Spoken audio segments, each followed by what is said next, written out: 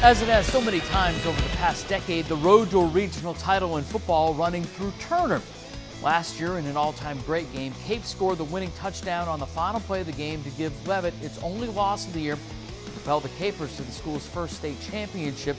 That was in the regional championship. The team's meeting tonight in Turner with a lot on the line. Leavitt coming in unbeaten. Cape Elizabeth at 4-1. Leavitt driving after a Cape turnover. Noah Carpenter finds Sawyer Hathaway down the sideline. Next play, Carpenter fakes the run, then hits Brett Coburn. Put it on the board. Leavitt up 14-6. 21 seconds left in the half. That's plenty of time for Cape to put points on the board. Michael Foley buys some time. Finds Tom Hennessy, who falls across the goal line as the horn sounds. 38-yard touchdown connection. Capers down 14-12.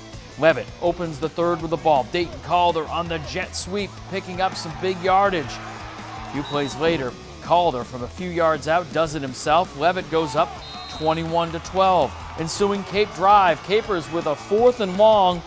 Foley to Luke Mello, who's going to pick up the first down and more, and Cape is in business. Early in the 4th, Nick Laughlin from 2 yards out, and the conversion made it a 1-point game. Leavitt up 21-20. Fast forward 3 minutes to go. Laughlin at it again, up the gut for the go-ahead score. But wait, whoa, there's laundry on the field. Flag for holding, and it's called back. Minute to go. Capers with a 4th down. They go to the air, looking for the game-winning score, but Sawyer Hathaway comes up with the game-preserving interception. 21-20. Leavitt with the win. The unbeaten Hornets at Cheverus on next Saturday. A lot of interesting crossover games this year. One of them tonight, Windham traveling to Thornton Academy in a state championship rematch from a few years ago. The Eagles starting what is the toughest schedule of the last 3 weeks of the year in all of the state, ending with Thornton, Skowhegan, and Oxford Hills back-to-back. We go to Thornton Academy, and when Gary Stevens offers to do the laundry for the school, this is what the student body comes up with for a theme. It was all Thornton, up 30-0 at the break.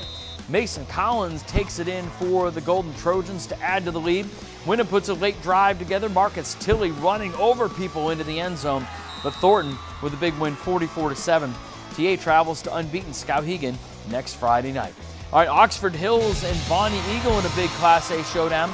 First quarter, Elias Soren driving his team. Nice to see him back under center. He had 99 yards on the ground as the Vikings going deep into Bonnie Eagle territory. From there, it's Jake Carson out of the Wildcat.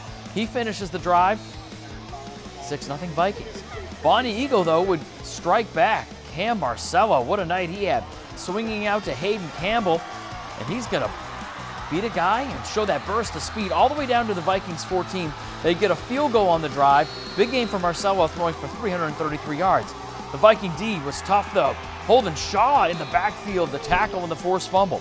End of the half, Bonnie Eagle a chance to take the lead into the break, but Tanner Bickford the pick. Oxford Hills would blow it open in the second half. 41-17. Soren, 4 touchdown passes, 3 coming to Lincoln Merrill. They have Windham next week. All right, pretty in pink tonight in Scarborough. The Red Storm hosting Bangor. It was scoreless after a quarter. Then Scarborough exploded for 35 points in the second to go up 35-3 heading into the third. In the third, they turn it over to Keegan Weed, the nice gain on the ground. And then Monty Russell moving the chains, getting to the outside. Then D'Angelo Alston comes in to chuck it and finds Charlie Murray with a nice cutback, showing that great speed. 51-24 Scarborough with the victory at home tonight. Now, Class B South remains the most unpredictable conference in the state. Tonight, a number of games with playoff implications. We start at Fitzpatrick Stadium, where we had a B South final rematch from a year ago, as Marshwood traveling to Portland to take on the Bulldogs. Early first quarter, Kennedy, Charles up top to Remy Jowani, deep into Marshwood territory. From there, Charles in charge, goes in for the score at the 2-point conversion, 8-0.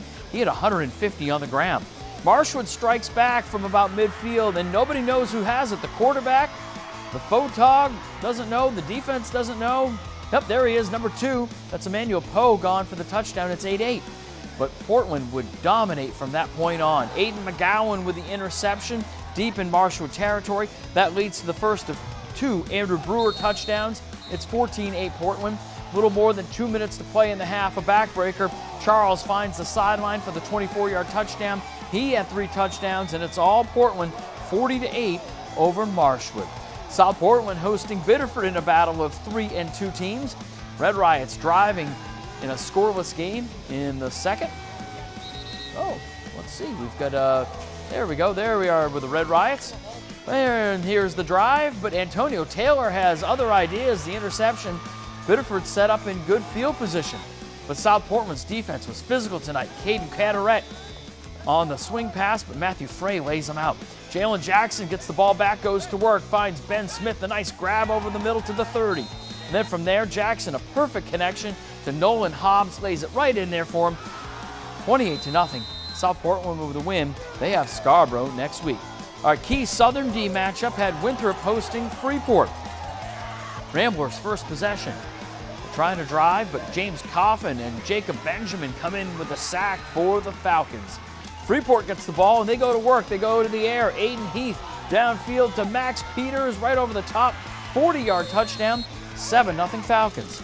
Ramblers respond. They go on a drive. Owen Harding finds Andrew Fay. Picks up a first down yardage. A few plays later, Harding rolls out. Finds Dom Trott for the touchdown. For the Falcons would respond from there. They go on for the 28-21 win. Freeport with a big victory in Class D. All right, Wells looking to bounce back after a loss to Cheverus. And our nominee for worst highlights we've ever had, these ones right here. We got there late. Freiburg had a 14-0 lead. Wells ran off the final 28 points. And best handshakes you're going to see in highlights right here. Wells with a big one against rival Kennebunk next week. All right, let's go up north. Oak Hill visiting Herman at Pottle Field. Scoreless in the second. Hawks QB Johnny Kokoska takes off on a 3rd and 10. He's going to pick up 17 yards. Then he's going to go over the top to Bud Coulter into Raider territory, and that would usher in a lightning delay. We had a few of those in the state tonight. When they got back to playing, it was Herman coming away with the 18-0 win over Oak Hill. All right, Falmouth visiting the Brewer Witch Project in Class B football.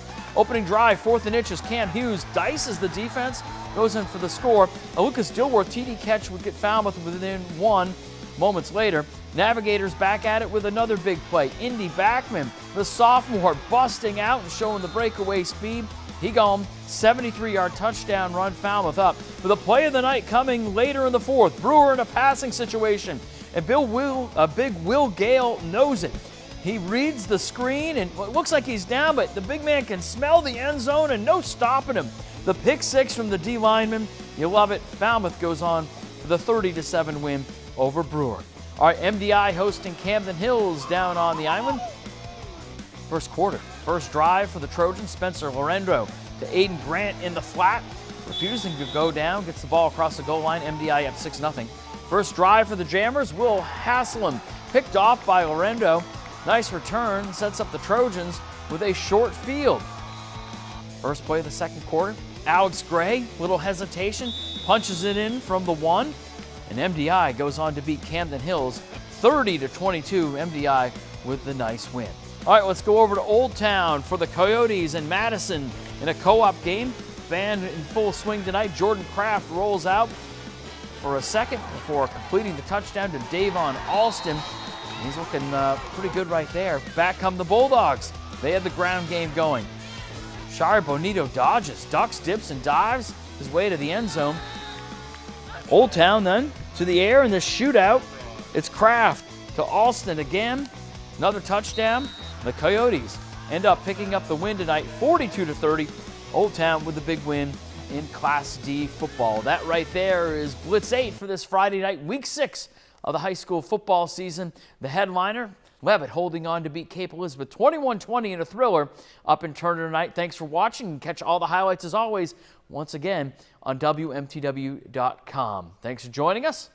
We'll see you next week. Blitz 8, week 7. Can't wait to get it back going as we head towards the playoffs.